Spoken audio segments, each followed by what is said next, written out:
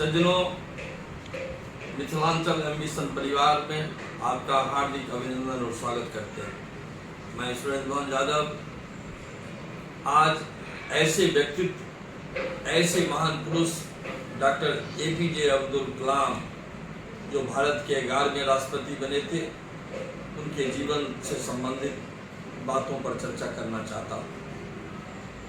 उनके आजीवन हम सबों के लिए प्रेरणा स्रोत है, इसलिए मैं कहना चाहूँगा कि डॉक्टर APJ अब्दुल कलाम का पूरा नाम अबुल फकीर जैनुलाब्दीन अब्दुल कलाम था।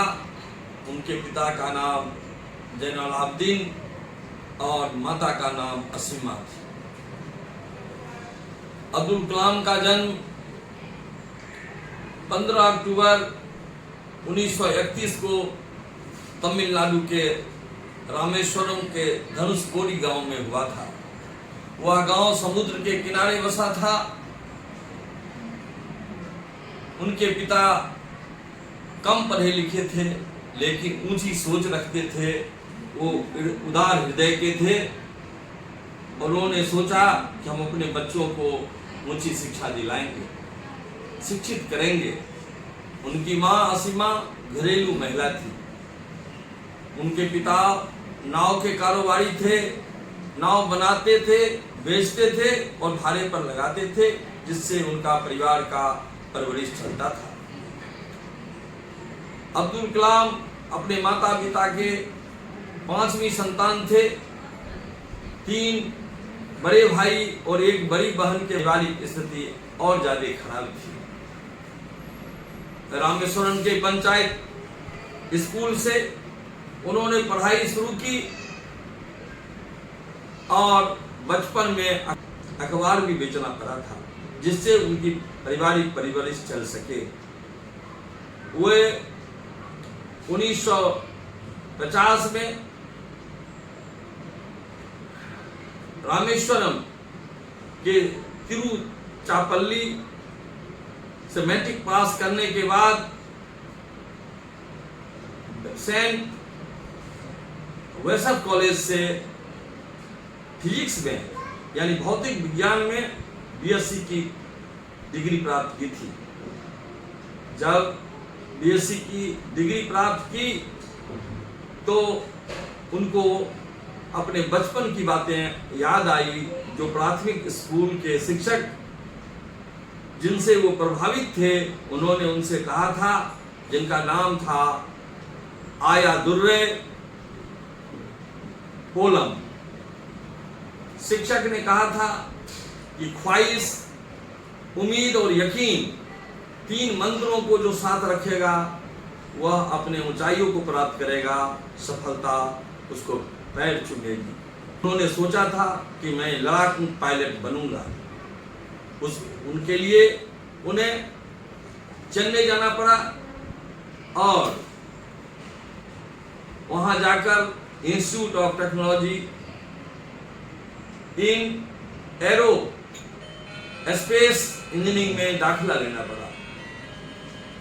1958 में उन्होंने इंजीनियरिंग की परीक्षा पास की, लेकिन कभी कभी प्रकृति भी परीक्षा लेती है।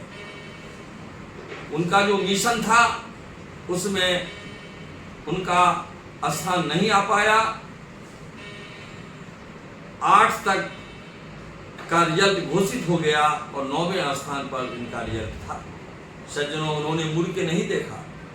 तब तक में उन्हें परमाणु रिसर्च सेंटर में बुलाया गया और उन्हें एक प्रोजेक्ट मिल गया।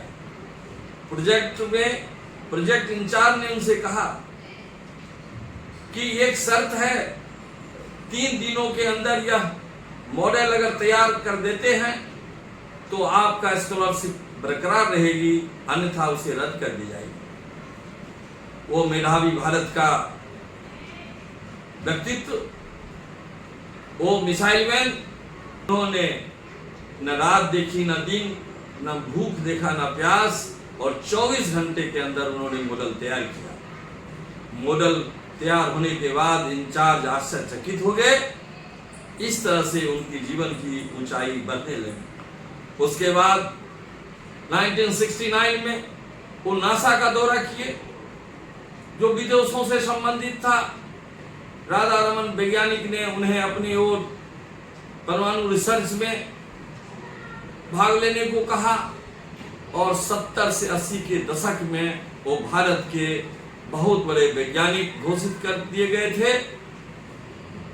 साथ ही उन्हें आगे बढ़ने का मौका मिला और यह भी बात सत्य था उनके जीवन में कि जो समुद्र के किनारे बसे हुए जो बचपन बीता था उनके परिवार का, वो समुद्र की गहराई को देखकर आसमान से भी ऊंचा उठने की कोशिश कर रहे थे। उनके मन में था कि यदि चाहते हो जीवन में फूल खिले, पहले कांटों से प्यार करो, जीने की लगन लगी हो तो पहले मरना स्वीकार करो।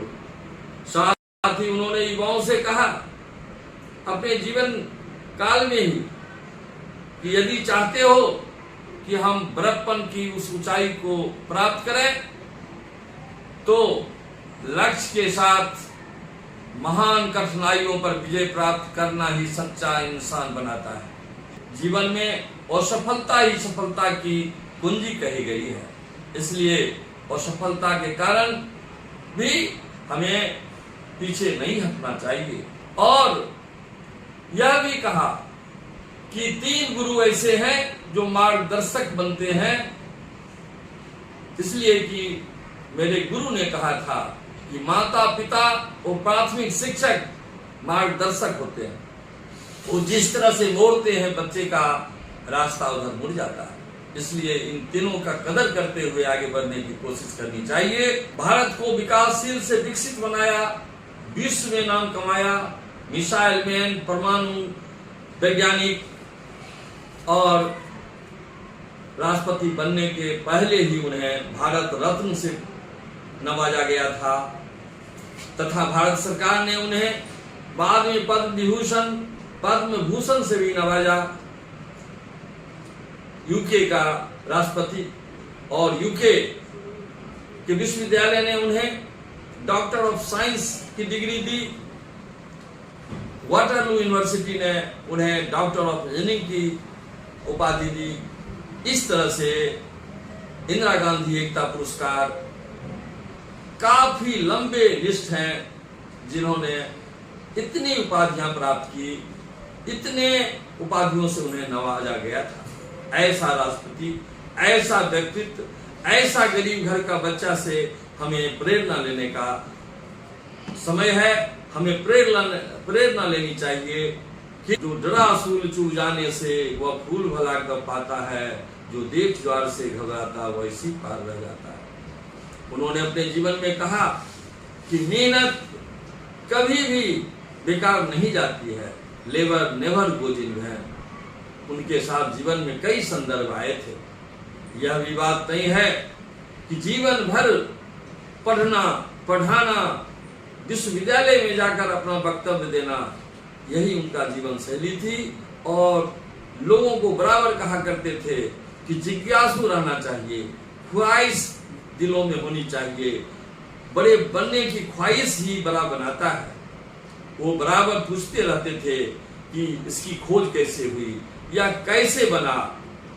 वो बचपन से ही उसमें ये लालसा थी। जिस उन्होंने अपने जीवन में 4 किताबें लिखी। India 2020, the millennium for the new era, unleashing power within India and my journey. ये 4 किताबें आज भी विभिन्न भाषाओं में देश विदेशों में ये छपी और इससे लोग लाभान्वित हो रहे हैं। उन्होंने अंतिम समय तक आश्चर्य होगा दोस्तों कि जब उनकी जिंदगी की पता नहीं ऐसे विभूति का अंत होने जा रहा था, उस समय भी वो 27 जुलाई 2015 का वह दिन शिलोंग में वो विचार व्यक्त कर रहे थे। और जब विचार व्यक्त कर रहे थे उसी समय उनको हार्ट अटैक आया और शाम के 6:30 बजे उनका निधन हुआ। ऐसा व्यक्तित्व जिन्होंने भारत को ही नहीं विश्व को प्रेरणा दिया और उनके जीवन से विश्व के लोग लाभान्वित होते हैं। हम भारतवर्ष से इतने भाग्यशाली हैं, ऐसे व्यक्तित्व, ऐसे विद्वान, ऐसे मिसाइल मैन को पाकर जिन्होंने देश को विकासशील से विकसित बनाया, समाज को ऊपर उठाने के लिए प्रेरणा दी और मंत्र दिया। युवाओं को इन सबों से प्रेरणा लेते हुए उनके जीवन से सीख लेनी चाहिए। आश्चर्य तो यह होगा कि उनके अंतिम संस्कार में 3.5 लाख की जमात थी, जिसमें भारत के प्रधानमंत्री श्री नरेंद्र भाई मोदी जी भी पधारे थे और विभिन्न राज्यों के राज्यपाल थे, मुख्यमंत्री थे, शिक्षाविद थे, वैज्ञानिक थे। और ये अंतिम यात्रा जो उनकी हुई वो अभी स्मरणीय है भारत के लिए। इसलिए हम वैसे पुरुष से, वैसे व्यक्तित्व से, वैसे विद्वान से हमें प्रेरणा लेनी चाहिए। धन्यवाद।